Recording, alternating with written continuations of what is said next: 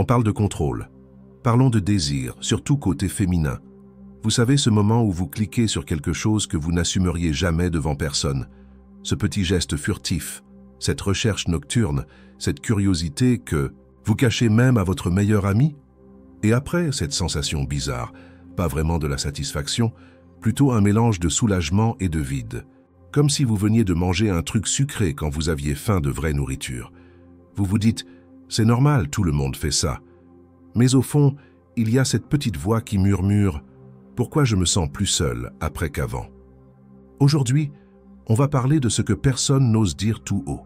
Cette frontière floue entre désir authentique et anesthésie émotionnelle, entre ce que votre corps veut vraiment et ce que votre esprit cherche désespérément à calmer. Parce que ce qui se passe derrière l'écran, c'est souvent le reflet de ce qui se passe dans votre cœur. Et il est temps qu'on écoute enfin les femmes sur ce sujet. Vous êtes prêtes à regarder en face ce que votre inconscient essaie de vous dire? Parce que la vérité, elle va peut-être vous surprendre. Derrière chaque clic, il y a une émotion. Derrière chaque recherche, une question non résolue. Vous le sentez, n'est-ce pas? Cette tension sourde qui monte. Cette agitation que vous n'arrivez pas à nommer. Parfois c'est de l'anxiété, parfois de la solitude, parfois juste le poids de tout ce que vous portez sans le dire. Les femmes vivent avec une charge mentale invisible. Vous gérez les contraceptifs, vous anticipez les conséquences, vous calculez les risques. Votre cerveau ne s'arrête jamais de surveiller, de protéger, de prévoir. Et quand on est en hypervigilance permanente, le désir, le vrai, il a du mal à émerger. Alors, votre inconscient trouve des chemins détournés.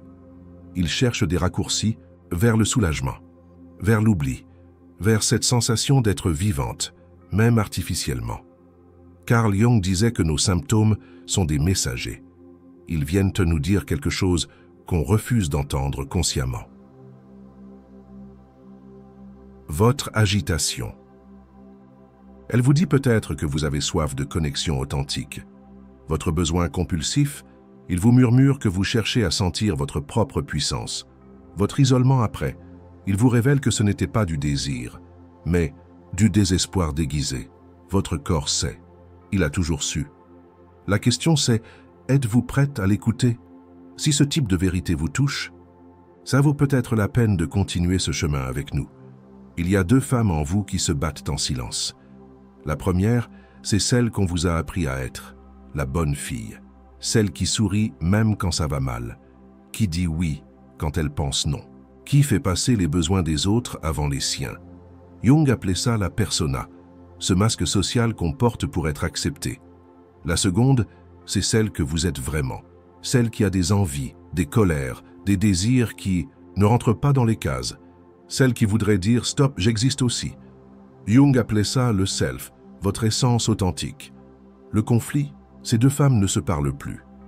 Pendant que votre persona gère le quotidien, travail, famille, obligations, votre self crie dans le silence. Elle veut être vue, reconnue, désirée pour ce qu'elle est vraiment. Et comme elle n'a pas d'espace pour s'exprimer sainement, elle trouve des failles, des moments où elle peut enfin respirer, même artificiellement. C'est pour ça que parfois vous vous retrouvez à chercher quelque chose en ligne et vous ne savez même pas quoi. Vous cherchez cette partie de vous qu'on vous a dit de cacher. Vous cherchez à sentir que vous existez, que vous avez le droit de vouloir, que vous n'êtes pas juste un service ambulant pour les autres. Mais cette recherche dans l'ombre, elle ne réconcilie pas vos deux moitiés, elle les divise encore plus. Je dois être parfaite pour être aimée. Cette phrase, vous vous l'êtes répétée tellement souvent qu'elle est devenue votre vérité, votre prison dorée. Vous avez appris que votre valeur dépendait de votre capacité à ne pas déranger, à être là pour les autres, à gérer, anticiper, réparer. Résultat, vous avez développé ce que Jung appelait un complexe, une partie de votre psyché qui fonctionne, en mode automatique, sans que vous vous en rendiez compte. Le complexe de la fille parfaite, il vous fait croire que vos besoins sont moins importants que ceux des autres. Votre désir est dangereux, égoïste. Votre colère va détruire vos relations. Votre authenticité va vous faire rejeter. Alors, vous vivez coupé en deux. D'un côté, la femme sage qui gère tout, De l'autre, cette énergie sauvage qui bout sous la surface. Et cette énergie refoulée, elle ressort où elle peut, dans des choix que vous ne comprenez pas vous-même, dans des recherches nocturnes qui vous laissent de vide, dans cette sensation que quelque chose cloche, mais vous n'arrivez pas à mettre le doigt dessus. Vous vous souvenez de cette petite fille que vous étiez, celle qui disait non sans réfléchir, qui exprimait sa joie sans filtre, qui savait intuitivement ce qu'elle voulait? Elle est toujours là, enfermée derrière vos « il faut que » et vos « je dois ». Elle attend juste que vous la reconnaissiez. Et si je vous disais que ce n'est pas de l'amour que vous cherchez en ligne, mais de l'anesthésie, arrêtez-vous, un instant. Respirez. Pensez à la dernière fois que vous avez eu ce comportement compulsif. Juste avant de cliquer, qu'est-ce que vous ressentiez? De l'excitation ou plutôt de l'agitation? Du stress? Une tension que vous vouliez faire taire? Jung parlait de l'ombre, cette partie de nous qu'on refuse de voir. Pas parce qu'elle est mauvaise, mais parce qu'elle nous fait peur. Votre ombre, elle vous murmure des vérités que votre ego refuse d'entendre. Tu es fatigué de toujours donner et jamais recevoir. Tu as envie qu'on te désire pour ce que tu es, pas pour ce que tu fais. Tu en as marre de faire semblant que tout va bien. Tu veux arrêter de porter le monde sur tes épaules, mais comme c'est trop douloureux d'affronter ça consciemment, vous trouvez des moyens détournés, des petites évasions, des moments où vous pouvez vous oublier. Le problème, cette stratégie ne guérit rien. Elle endort juste la douleur. Votre ombre ne veut pas vous détruire. Elle veut juste être reconnue, écoutée, intégrée. Elle veut que vous arrêtiez de vous trahir pour faire plaisir aux autres. Vous l'entendez maintenant. Quelque chose change quand vous acceptez de voir. Pas avec des grands gestes, pas avec des révolutions. Juste un petit déclic intérieur, une respiration plus profonde. C'est donc ça, murmuré dans le silence. Vous commencez à comprendre que votre compulsion n'est pas un défaut de caractère. C'est un signal d'alarme. Une façon que votre inconscient a trouvée pour vous dire « Hé, regarde-moi, j'ai quelque chose d'important à te dire ». Vous réalisez que derrière chaque clic compulsif, il y a une partie de vous qui crie « J'existe, j'ai des besoins, j'ai le droit de vouloir ». Et cette reconnaissance, elle change tout. Pas d'un coup, pas spectaculairement, mais quelque chose se détend en vous. Cette guerre intérieure entre la bonne fille et la femme authentique commence doucement à s'apaiser. Vous vous surprenez à poser votre main sur votre cœur avant de prendre votre téléphone, à vous demander « Qu'est-ce que je ressens vraiment maintenant ?» Vous découvrez que sous la compulsion, il y a parfois de la tristesse, de la colère, de la solitude, des émotions que vous avez appris à fuir, mais qui ont le droit d'exister. Cette transformation, elle ne fait pas de bruit. Elle ne se voit pas de l'extérieur, mais à l'intérieur. C'est comme si une partie de vous, longtemps en apnée, recommençait enfin à respirer. Maintenant, vous passez à l'action, mais pas comme vous l'imaginiez. L'action, ce n'est pas de vous interdire brutalement vos échappatoires, c'est d'apprendre à reconnaître ce qui se passe avant le clic. Voici un rituel de 90 secondes qui change tout. Premier geste. Vous posez votre téléphone. Vous mettez votre main sur votre cœur. Vous respirez 3 fois profondément. Deuxième geste, vous nommez l'émotion. Je me sens seul. Je suis stressé. J'ai besoin de tendresse. Pas de jugement. Juste la vérité. Troisième geste. Vous attendez 90 secondes. C'est le temps qu'il faut à une émotion pour traverser votre corps physiologiquement. Vous dites à voix haute « Mon corps d'abord ». Je nomme avant de cliquer. Et puis, vous choisissez un autre chemin. Vous envoyez un message à une vraie personne. Vous sortez marcher 10 minutes. Vous buvez un grand verre d'eau en regardant par la fenêtre. Vous découvrez quelque chose d'extraordinaire, votre besoin compulsif. Il diminue quand vous honorez l'émotion qui le provoque. Ce n'est pas magique, c'est neurologique. Quanti, vous nommez une émotion. Votre cortex préfrontal se remet en ligne. Votre système nerveux se régule. Vous n'êtes plus en pilote automatique. Vous redevenez consciente, libre de choisir. Il y a un moment où tout s'éclaire.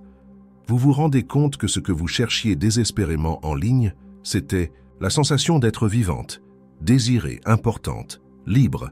Mais vous la cherchiez au mauvais endroit. Cette sensation, elle ne vient pas de l'extérieur. Elle ne vient pas d'une image, d'une vidéo, d'une validation digitale. Elle vient de cette reconnexion avec la femme que vous avez toujours été, sous les couches de conditionnement. Cette femme qui a le droit de dire non, qui peut exprimer ses besoins sans culpabiliser, qui pose ses limites avec bienveillance mais fermeté. Dans vos relations, vous commencez à dire des choses simples mais révolutionnaires. Je veux du désir partagé, pas un. Rôle à jouer. Protection d'abord ou pas de relation. Écoute-moi d'abord, on ajuste ensuite. Votre oui redevient vivant parce que votre non existe. Vous arrêtez de vous abandonner pour plaire. Vous arrêtez de porter la charge émotionnelle de tout le monde. Et quelque chose d'inattendu arrive. Les bonnes personnes se rapprochent.